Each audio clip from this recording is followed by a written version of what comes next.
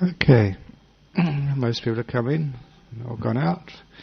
This evening's talk is going to be on the subject, or on the title, What the Buddha Taught. Recently, about 2 or 3 weeks ago, I was in Melbourne and I gave a big public talk at a venue in the centre of the city, and the topic was that title, What the Buddha Taught. That particular venue had many people, over 1,000 people, who were new to Buddhism, who probably never heard a talk on Buddhism before. So I gave that title to them. However, because it was an audience who had hardly any exposure to Buddhist teachings, I kept it a very moderate, easy to understand level. But this evening, because this is our weekly talk, I can actually use that title to actually explain more deeper and maybe do more justice to the title of What the Buddha Taught. And I'm going to structure the talk around an event which happened at the most crucial time of the Buddha's life, actually what happened on that night of his enlightenment. And many of you know that having sat meditation under the Bodhi tree, which was a place in Bodh Gaya in India, having gained the deep states of meditation, called the jhanas, in the first part of the night, using the power conferred upon the mind by those deep meditative states, and also the data of those states, he managed to remember many of his past lives. He got the basic Buddhist truth, theory, or teaching, whatever you wish to call it, the Buddha's teaching on reincarnation or rebirth. And in the second part of the night, he took that further to understand the law of karma. And the third part of the night, the Four Noble Truths, which gave rise to full enlightenment and freedom from suffering. So that was an important occasion, and that whole sequence of events can actually symbolize sort of what Buddhism is all about. Especially those 3 insights which came on the night of his enlightenment. The insight into reincarnation, into karma, and into the Four Noble Truths, the end of suffering. And if anyone wishes to ask what the Buddha taught, that was really what he was talking about throughout the whole of his life. You start off with the Buddha's teaching of rebirth or reincarnation. Sometimes people are picky, and they say you should really call it rebirth, because rebirth differs from reincarnation in that reincarnation assumes there was some being, some self, some soul, which gets transferred from one body to another. Well, rebirth is the idea of a process which goes from one body to another. In the same way that you might say, like a mango. A mango's got its genetic code, and when that falls from a tree and makes a new tree, it has more mangoes, and the genetic code changes. It's not quite the same as what was there before. Even the molecules, the atoms are different, but there's something which is similar. A flow of characteristics which mutate little by little every time. In the same way that we can see just this flow of consciousness, we call it, from one life to another, is what we mean by rebirth. Now, the consequences, well, first of all, with that teaching of rebirth in Buddhism, first of all, it's not just a dogma, not something a person believes in. It's not something you have to take on authority from other people, but it is something you can prove for yourself in this very life. You don't have to wait till you die to find out whether there's rebirth or not. Sometimes people think that's the only way. There was actually one person I remember reading about. It's a very sad story, because he killed himself. On his suicide note, he said, I really wanted to find out whether reincarnation is true or not. That's actually a true story. It's not a joke. He actually suicided to find out whether there's such a thing as reincarnation. Of course, if there wasn't, he wouldn't find out anyway, would he? But anyway, that's for those people who are really intelligent to get that one. But on the other hand, that we can find out for ourselves in this very life, and the reason we find out for ourselves whether there is such a thing as rebirth, reincarnation, is through that practice of meditation, just as the Buddha did, get into deep states of peace, tranquility, deep states of power in the mind. And first of all, if you can't actually remember your past lives, and the way of doing that after a very deep meditation, to make that suggestion to yourself, what is my earliest memory? What is my earliest memory? And very often, only when you're in deep states of meditation, you make that suggestion, sort of memories from the past come into your mind, very clear. And also come along with them will come the very strange, but very characteristic certainty that was actually you. These memories which come as a result of meditation always carry that certainty that was you at a different time, a different place, a different life. And people do that these days. They remember their past lives as a result of deep meditation. And you can do that if you can only get into those deep meditative states. If you can't actually remember your past lives, at least when you see what actually is at the center of yourself, when you go into deep meditation, you'll find that what you're actually looking at is this thing we call the mind, that which is inside of you. What I sometimes call in the simile, the emperor underneath the 5 pieces of garments. An emperor with 5 garments. He's got boots which cover the feet and the legs, go right up to his thighs. He's got trousers which cover his waist and go over the boots. He's got a jacket which covers the top of his body, way over the waist, down to his wrists, up to his neck. He's got big gloves which cover his wrists, and a helmet which goes on top of his head. All those 5 pieces of clothing overlapping, to the point that you can't see anything of the emperor underneath those 5 pieces of clothing.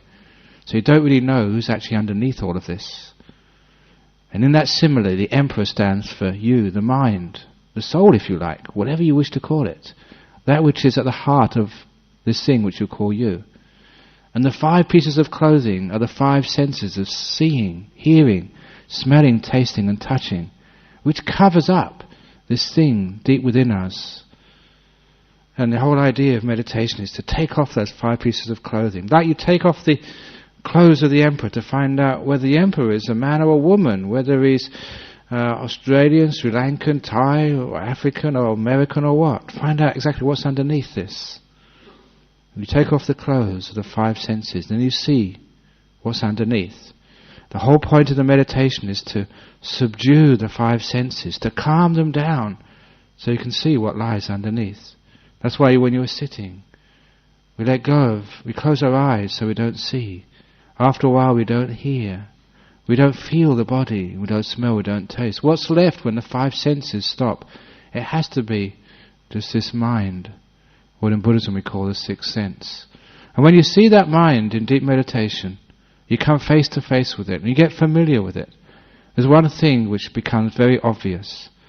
An obvious truth which you see for yourself, which you don't read in a book, which you don't have to believe from somebody else. Just your insight, your experience of truth is that mind is something which is completely independent of the body. The body might die, break up, but the mind continues on. The flow of consciousness, that which you see in deep meditation. It's interesting that I mentioned this before, those people who do get into deep meditation, very often when the mind gets very still, what they see, what they experience in deep meditation is this beautiful light we call the nimitta. Very, very beautiful, very powerful. And it's a sign of concentration. Samadhi nimitta, the Buddha called it.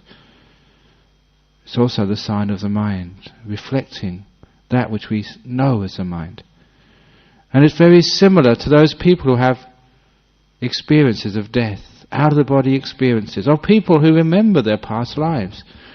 And what happens? They go floating out of their body when the 5 senses have stopped. And where do they go? They go towards the light. Exactly the same light you see in meditation. Only in meditation you're not dead. It's a much safer way of finding out what happens to you when you die. And you're re-experiencing this, and you know what that light is, just a reflection of this mind, the emperor within. And so those are the 2 ways which people usually know for themselves the truth of reincarnation or rebirth. Either through remembering directly your past lives, knowing who you were.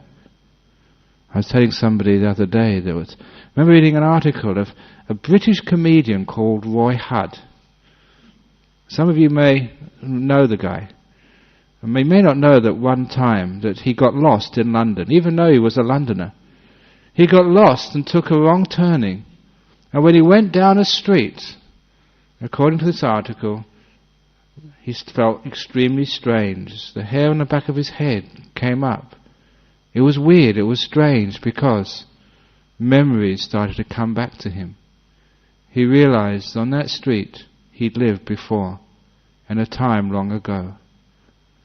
For those of you who know London, you know they have a custom of putting blue circular signs with the names of the people who used to live in those places a long time ago.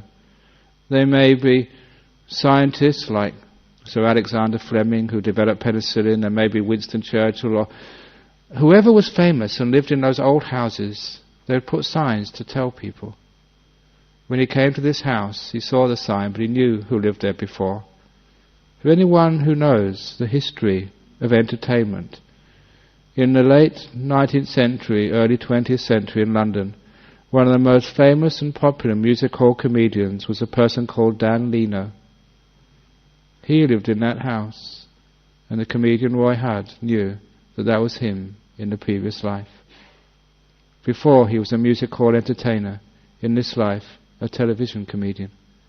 Still having similar characteristics, like the mango from one tree to its next tree.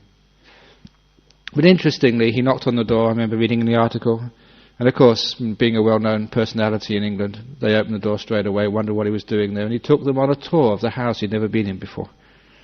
This is what happens. Sometimes people do get those experiences of their past lives. So if you don't get your own experience of a past life, at least in deep meditation, you can know that that must happen when you see that the mind is something completely separate from the body.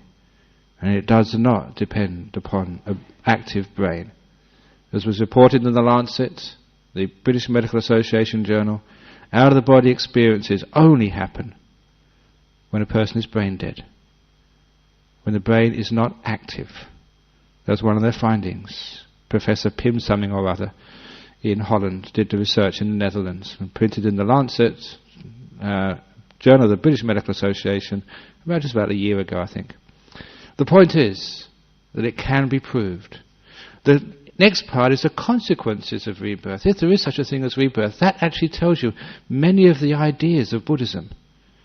For the first thing, it shows you the whole big picture.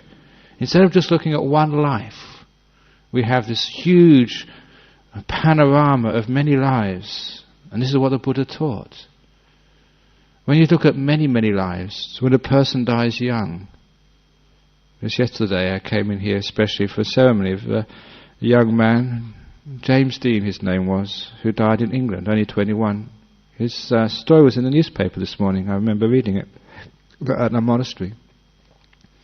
Sometimes if a 21-year-old dies, we think that must be very, very tough to bear. If a 12-year-old, a 6-year-old, a 5-year-old dies, we think it's unfair, that something's gone wrong in life. So often when a person dies unexpected, we get angry. This shouldn't happen this way. Why does it happen? If you have the big picture of many lives of reincarnation, rebirth, it makes it much more understandable. If you only had one life, sometimes many people who die young, or who die without having had much fulfillment in life, haven't had much chances in life. It looks so unfair. And it goes against our natural gut feeling of justice. Really, if there's only one life, this world is incredibly unjust, unfair. And we have to keep asking that question, why does a good person die young? Why do old scallywags, people who are reprobates, thieves, why do they keep living for so long? If it's only one life, goodness doesn't make sense. If it's only one life, your life doesn't make sense. When you take that big picture, a lot of loose ends get tied together. When you realize you've lived before, when you realize you're going to live again, it gives a whole different picture to things. A couple of days ago, I was talking with a rabbi in a little function we had up in the Premier's department. And apparently that there was an interview which I did, I forgot about, which was on the ABC, about the Buddhist ideas of capital punishment. And so one of the things which I said was that capital punishment doesn't solve the problem. If you kill somebody because they've done some terrible, terrible things, in Buddhism they come back again. And very often they repeat the things again because they haven't learned the lesson. You just change their bodies, that's all, but you haven't taught them. So that's one of the reasons why Buddhism doesn't think that capital punishment is a good idea. In fact, what you're really doing is encouraging them with more violence, making the people, because you're not getting rid of the person, they come back again. Or if you don't look after elderly people, if you don't look after the old people, maybe they're 60, 70, 80, 90, economically there's no reason to look after old people. They're a waste of resources, so why don't just throw them in the corner, forget about them, because the market forces say that old people don't count. But Buddhism says they do. Reincarnation, because those old people are going to come back as your kids. And I always say the problem with young people today is because you never looked after the old people 10 or 20 years ago. And now the kids are taking their own back. So when it's reincarnation or rebirth, there's more compulsion to look after people at all times of their life. When you realize these old people are not at the end of their life. They're the end of one phase of one life amongst many. And it's going to go on and on and on. So life hasn't finished for when you get old. It's just a stage you're going through, and the circle goes round, and you're young again later on. So even though when you're very old, there's still things to learn, there's still things to do. It's not a waste of time. Old age is vital for your next life. So it gives a completely different picture of what is important in life. And the materialistic part of life, with only one life, that makes certain parts of life and certain people in the world unimportant, without value. When you have rebirth, it's a whole different picture. It changes ethics, the reason why we do things, and the values we give to what we do. It means that no one, even the worst of criminals or rapists or whatever, they are going to come back again somewhere at some time. Punishment, or just trying to get rid of them, or execute them, or trying to think they will never exist again, is not an option anymore. It has always to be therapy, healing. Even that word, therapy, you know where the word therapy comes from? It comes from therapeutic. Therapeutic came from the therapeutai, monks who lived in Alexandria 2,000 years ago. It's another talk, but those monks were Theravada, Buddhist monks, in Alexandria, India, 2,000 years ago, recorded by Philo of Alexandria. From Theravada, this religion here, comes therapeutai. From therapeutai, therapeutic. From therapeutic, therapy. We have the franchise, the patent on therapy. We started it. Which is why psychotherapy has come out of full circle and become Buddhist again. It started off as Buddhist, wended its way in many different areas, now it's coming back again. But when you have rebirth, the big lives, many lives, you can see the different picture. And it has consequences for our world. And those consequences are benevolent, benign, compassionate and kind. When it's only one life, you think, well, why not kill that guy? They're just a pain. And killing them would just get them their just desserts earlier. They go off to hell. Quicker the better, some people think. When it's realized they're going to come back again, that's no solution. You've got more responsibility. You cannot put off that responsibility. And that responsibility, which comes from an understanding of rebirth, is what karma is all about, which is one of the other pillars of Buddhist teachings. And it's a very beautiful pillar as well, because the karma is personal. It's not somebody else's fault. Again, in our Western materialistic societies, It's a victim society. We want to blame somebody else. That's why we keep suing everybody. And we have all these problems with insurance because someone actually trips over in your temple and they sue you, and that's the end of your temple. Of course, here, if you trip over, it's not our fault, it's your fault. Karma. You should know that. So don't try suing us, I'll sue you back. Because what you do to me has to come back to you. Sort of karma. And it's really true, isn't it? How often is it you read in the newspapers? What was it, some people in the United States were suing McDonald's for making them fat? I mean, it's crazy, isn't it? They choose to eat McDonald's. Or, a kid who actually sued his school for not, being more severe with him because he, flunked all his exams, he was lazy. It's not the school's fault. It's not your parents' fault. Is it? Or is it your fault? In Buddhism, we say, you take responsibility for your actions. Somewhere down the line, it's karma there. Maybe you won't be able to see it in this life. Why did this happen to me? But if you have the big picture, there are some therapies where they try and take people back to previous lives to find out the bigger question, why? Why did this happen to me? Why am I like this? Why have I got this particular sickness or illness? Or this thing always happens to me. Why am I poor? Why do I work very hard but I don't make it? Why do these other guys, they just go and buy a lottery ticket and they win every time? You actually find out through the law of karma when you have the big picture. And in the big picture, what the Buddha found when he had this amazing mind, which could not only remember his past life, could actually see just why that people actually get reborn like this, why they get reborn like that. The thing he found was life is fair. Sometimes people don't believe that. They think that why did somebody win the lottery and I didn't? They say it's because of their kindness, their generosity in previous lives. That's why. Recently, it was one of my old friends when I was a young monk. He's about ordained 1 year, 2 years after me. And he actually came to help do the tiling in our ablution block down in Serpentine. Short time afterwards he destroyed, but I lost contact with him.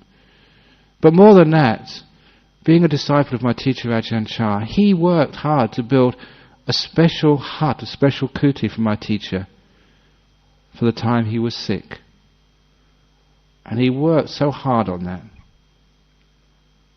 We never realized where he went to. But when Ajahn Yana came recently, he told me that this monk, he's now called Steve, and he's from Sydney, he went to visit Thailand earlier this year. They hadn't seen him for 15 years, 10, 15 years. He came because he'd won the lottery. A big prize. And he always thought, he told Ajahn Yana Dhamma, the reason he won that lottery was because of all the good karma he did to a monk like Ajahn Chah for building that hut. And having won the lottery, he thought it was only right to share it with the monastery up in Thailand. There was a reason behind it, and he saw that. Why is it that some people become bankrupt? It is because they weren't kind. There was a chance to help someone else, and they didn't. Why is it that some people are healthy? Buddha said it's because you're kind to other people in sickness. You look after them. You give up your time for somebody else who needs your help. It seems so fair that if you help other people overcome their sicknesses, that you should have good health yourself. You have long life because you give life to others. People who are fishermen, butchers, or go hunting for sport, they say if you lessen the life of others, you usually have a short life yourself. It seems, in a sense, quite fair. So that law of karma, it's much more complex than that. I'm only just giving a generalization, but it gives you an insight into the big question, why? Why do these things happen for us? And it also gives you the answer to the question, what can I do about it? Which is the second part of the big questions people want to know in the world.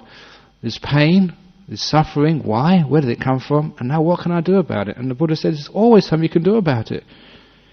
Because karma is always active. You're always making karma. You're not a prisoner of karma. They say you're an heir to karma. And if you're an heir, you have an inheritance. You know that some people blow their inheritance within a few years. Other people have got a very small inheritance, and they make it grow, and they become very wealthy. That's what we mean by being an heir to our karma. What we've got from previous lives, what we've actually earned, it's actually how we use it now which is most important. And that's always in great teaching in law of karma. So really it depends what we're doing with what we've got. And the whole law of karma and the law of rebirth and reincarnation, that is where we get the ethics of Buddhism from. The values. Last Sunday, I was on the radio, 96 FM, doing a show there. I never actually really realised what I was getting into, but I was there with a sexologist. Me and the sexologist. They'd have told me before, I'd have thought, hang on, should I be doing this? But fortunately, knowing there was a monk there, they were quite restrained, I think the word is. One of the questions which came through was, what's Buddhist attitude to homosexuality? And this is very, very important question these days with what's happening in the Anglican Church, with Bishop Gene Robinson in the United States being ordained as a bishop and almost splitting the church. And I asked the rabbi the other day, what's a Jewish idea of homosexuality? And he said, you've got to be compassionate to them, but we don't agree with it. And I thought, hang on, that's being contradictory. It's almost schizophrenic, like the idea of, to love the person but hate the sin. They say that doesn't work. It's schizophrenic saying that. So I was actually just saying straight down the line in Buddhism, the law of karma, rebirth, being good. It doesn't matter if you're a homosexual, heterosexual, or a monk. Which is the third option. And monks include nuns as well. It doesn't matter which one it is, it's what you're doing with it. Because monks, there are good monks, there are bad monks, good nuns and bad nuns, and you've seen them in the papers sometimes, the good ones and the bad ones. Actually, you don't see the good ones in the paper, do you? You only see the bad ones. Good homosexuals, bad homosexuals, good heterosexuals, bad heterosexuals. In Buddhism, it doesn't matter what it is, it's what you're doing with it makes it ethically good or ethically bad. And I was actually mentioning that I think I've mentioned on the program, but I mention it very often, that this is an ethics which the Buddha taught as a result of the deep insights based on meditation, understanding karma and rebirth, but which also makes sense. They harmonize, they rhyme with what people feel inside their hearts. And I always think that, if all those people actually who have homophobia, or who have xenophobia, people who don't like people from other countries, or whatever, if they can only live with the people they hate and don't understand, if they get to know them, then all of that stupidity disappears. If one gets to know a homosexual as a friend, if one gets to know an Asian, if one is anti-Asian, if one a Muslim gets to know a Buddhist as a friend, then all of that hatred and thinking they're somehow different will all disappear. And it's only through ignorance, through delusion, that we make these silly ideas that this is bad and this is good. It's how you're doing it is the most important part. And we feel that inside of us. Once we get to know other people, we get to have a wider experience of life, we feel that there's nothing wrong with this, there's nothing bad with this, these are really good people, kind people. Whether they're Muslims, whether they're from Eskimos or whatever. It doesn't matter, it's the quality of the person. And the Buddha always said this. He said a person's goodness doesn't really matter from where they come from, who their father was, what their status is in society. A person should be measured by who they are now, by their actions in this moment. And this is actually just common sense. And it sort of takes away all the problem, with these ideas of homosexuality. If Gene Robinson's a good bishop, good on him, he should be a bishop. It doesn't matter whether he's a homosexual, whether he's an Asian, even if he's not even a Christian. If he's a good bishop, go for it. I found out that in the Roman Catholic Church, you don't have to be a cardinal to be elected as the Pope. Because the present Pope is quite old now. In fact, you don't even need to be a Christian. Who knows? I might get elected. Oh, I'll change things if I am. No, it's only a joke. I'm only playing around. I'll probably get into trouble next time I meet one of the Catholics. Wouldn't it be a wonderful thing, though, if one chose a person for that position? Actually, I saw this in the English newspaper. In one of the Anglican schools in England, they chose a Muslim as the headmistress. What a great idea. An Anglican school, the headmistress is a Muslim. Who cares what the religion is? They're a good person, and they're a good manager, then go for it. Why not? Interesting question, isn't it? Why not? So the point is here that when you have the law of karma, when you have the idea of rebirth, it gives a far more tolerant and meaningful ethics to life. It makes a lot more sense. And from that, the Buddha actually taught his son, Rahula. Basically, this is what the Buddha actually taught. Not Ajahn Brahm taught, not what you sort of try and spread around just to make people feel good. This is not telling people what they want to hear, but telling what the Buddha actually taught. He told his son, Rahula, basic ethics: if it hurts another person, if it hurts yourself, that's bad karma. If it gives happiness to yourself, happiness to others, it's good karma. Very simple, very meaningful, very useful. So when you want to find out what's right and what's wrong in life, when you've got these very difficult ethical decisions to make, instead of looking in a book, in some Bible or some Torah or some Quran or some even Buddhist script, what did the Buddha say? This is how you decide. One of the great things about the law of rebirth and karma is we're not going to tell you what to do. That Buddhism is going to help you find out what to do. Buddhism assists you make decisions. It doesn't make those decisions for you. It can't, because it's your karma.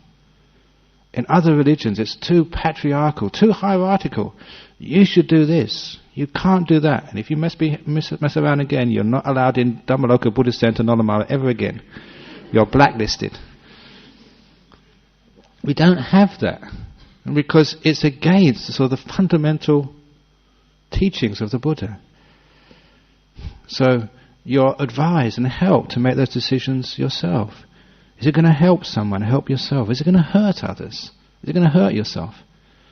That's what you balance. That's how you make your decision. That's how you look. Whether it's a case of an abortion, whether it's a case of you have a pet who's dying, should you take them to the vet or not? If it's a case of euthanasia, or whatever other problems one has in life, that's how we solve those problems. And no one solves the problems for you. They assist you make your decision. And they support you from loving kindness as a result. This is how we learn, and we're allowed to make mistakes. Because that's how we learn. And you're not punished for your mistakes. Guilt has no part in Buddhism. You know why guilt has no part in Buddhism? Because it doesn't fit ethics. Does guilt help anybody? Does it help yourself or help another to feel guilty? Always no. To give up guilt, to let go of the past, to learn from it, maybe feel sorry about it, but don't go punishing yourself. That's helping yourself, and that's helping others, bringing happiness to life. Grieving over a loved one. Who does that help? Does it help the loved one? Does it help you? Does it help your family? Or does it cause pain to yourself and pain to others? Now we can understand why traditionally and now grief is unethical in Buddhism. It's bad karma. It's not helping. So one understands this amazing teaching and where it actually leads. It gives a different aspect in life. It gives tolerance. I mean, real tolerance. Not saying, I'm compassionate to you, but I hate what you're doing. No. You're compassionate to you and you're compassionate to what you're doing. You've got the right to make that decision and to learn from it. And that learning, forgiveness, you know, the Buddhist way of the AFL code, acknowledge, forgive, learn. Whatever's happening, you acknowledge it, you forgive it, so you don't carry around guilt or grief or anger to somebody else, and you learn from it, you grow from it. This is what the Buddha said. When anybody did anything wrong to the Buddha, when they tried to once assassinate him, some mercenaries, they were hired killers, went to kill the Buddha. They just couldn't do it.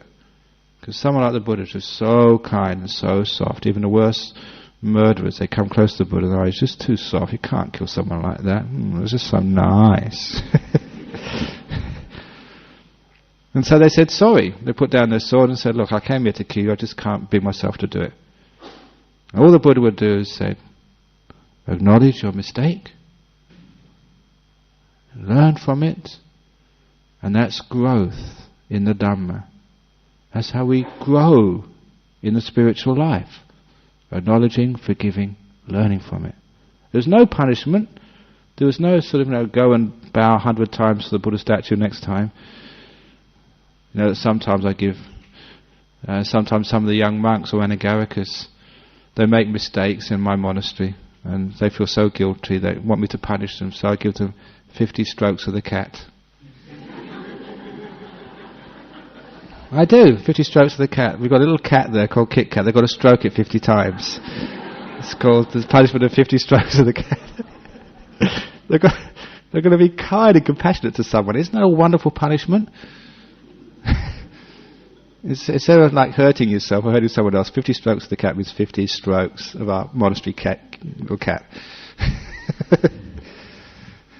So there's no punishment there. And that all comes down to the final part of what the Buddha taught. Because right at the very end, after he became enlightened, he taught the Four Noble Truths. And that has been, with rebirth and karma, the essence of Buddhism. And that essence of Buddhism, the Four Noble Truths, as many of you know, I've switched them around, and I've got full right to do that because it's exactly what the Buddha taught, not in the same words, but in the same meaning. Four Noble Truths. Happiness is cause. Happiness is number one. The cause of happiness, number two. That sometimes is unhappiness, number three. Why there's unhappiness, number four. And that became the heart of the Buddha's teachings. All about happiness and unhappiness. Sometimes we call it suffering, unhappiness. Why?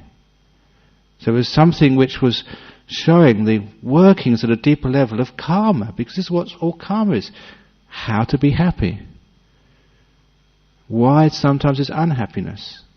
And straight away the law of karma in that Four Noble Truths is don't blame anybody else.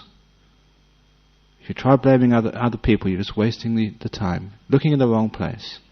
You know the old story, say it once more. If you're in happiness or you're in pain, if you're suffering and you blame somebody else, what is it? It's like having an itch on your head and scratching your bottom. Always remember that one. Blaming someone else, having an itch on your head and scratching your bottom. You find you get two itches instead of one. It makes things worse when you blame others. So where the itch is, that's where you scratch. Where is it suffering? It's not your husband, not your job, not your wife, not your kids. You. That is where you've got to do the scratching. Karma, taking responsibility. Not allowing other people to control your happiness. Why do we allow other people to control happiness? Why do we allow life's uncertainties to control your happiness? When things go wrong, does it really help if you crash your car to feel miserable about it afterwards and let it spoil your day? Do you really? Why is it that you allow yourself to become unhappy when somebody calls you an idiot and a fool? Why? It's because we're not strong enough. We just give our happiness away too easily. Do you really so concerned what other people think of you and say about you? Why? What right has another person to judge you? How can they know who you are, why you do those things? All the forces and conditions and reasons why you said and did that? How many times have you been treated unfairly without full understanding? So when people treat you unfairly without full understanding, why take that seriously and allow other people's ignorance to destroy your happiness? After a while, you just don't do that anymore. People can look at me and they say, "Cool, why are you going around in your bed sheets? Why are you dressed like a girl? Why didn't you get a proper job?" Whatever they say, you can actually have a laugh, enjoy it. I never allow anyone else to control my happiness. Do you allow life to control happiness? When things go wrong, when things go right, why do you allow that to control your happiness? When you get sick, when you get healthy, so it's life. One of the stories I told of that talk, the old story, Ajahn Brahm. A soldier came to see him, who had been shot and wounded in the army. He came to complain, "Oh, so bad luck, why did I get shot, why did I get wounded?" And of course the obvious answer was, what do you expect? That's what happens to soldiers. When people shoot at you, that's almost in the contract, isn't it? Any soldier expects themselves never to be shot at. That's stupid. You shouldn't join up if you don't expect that. That was actually easy to understand when the man came up and he said, "Oh, okay, I understand now why I got shot, because I joined the army." The next person who came up was a woman to complain about her husband. "Why does my husband do this? Why does he do that?" And Ajahn Brahm gave the same answer. What do you expect when you get married? That's what husbands are like. It's in the contract. Now all of you get upset at your kids. What do you expect with children? That's in the contract. That's what kids are like. You think, "Oh, the kid should always do what I'm told." Oh, come, get real. That's in the contract. A lot of times, children shouldn't die. We get upset when somebody dies. What do you expect? That's part of the contract. That's life. Like getting shot as a soldier. Once you're born, you're open to die any time. Life shoots you. Sometimes it makes a direct hit and you die. Sometimes it misses, 80, 90 years of age and you're still going strong. But that's part of the contract of life. When you, as a mother, bring someone into the world, you never know how long they're going to be here. You give them life, but their karma gives them the length of their life. It's par for the course. So why do we allow the laws of nature to control our happiness? When we let go through understanding. Understanding that when you're a soldier, you get shot at. Par for the course. The problem is disappearing when you understand, this is why. When somebody dies young, the problem goes when you say, this is why. Through seeing clearly life, the laws of life, we never allow life to control our happiness. Craving disappears. Wanting to change things, wanting things to be something they can never be. Ajahn Brahm used to say that's like searching for the tortoise with a moustache. You try searching for a tortoise with a moustache. It's like the single looking for the perfect partner in life. There's no such thing as a perfect partner. Or a person looking for the perfect home. Looking for the perfect body. The perfect, whatever it is. Looking for the tortoise with a moustache. Tortoises don't have moustaches. Husbands are not perfect. kids are rebellious. Life it's what life is, isn't it? Come on. And when we realise that, okay, I understand why, we stop fighting what we cannot conquer. When there's nothing to do, we do nothing. We're at peace. When there's something to do, we give it everything we've got. That's karma. That's understanding. That's the Four Noble Truths. We see that, we understand what life is all about, what we should be doing. But why is it that so often we thresh and struggle against things we can never overcome? We say, this shouldn't be the case. Why is it that people cry when somebody dies? Will the crying bring that person back to life again? Why is it people go to these skin clinics and get shot up with Botox to try and look young again? What is wrong with being old? In fact, the older you are, as a monk, just the more respect you get. So if there's anything which is the opposite of Botox, which makes me look older, I'm in for it. It adds much more to my monkness. Because you're supposed to call venerable, and venerable is really supposed to be old. So, the more old you are, the more venerable you are. It's really good being a monk. So what we're saying is, what's wrong with all these things? And it's only wrong because we say it's wrong. We add that problem to life. Our craving, our attachments.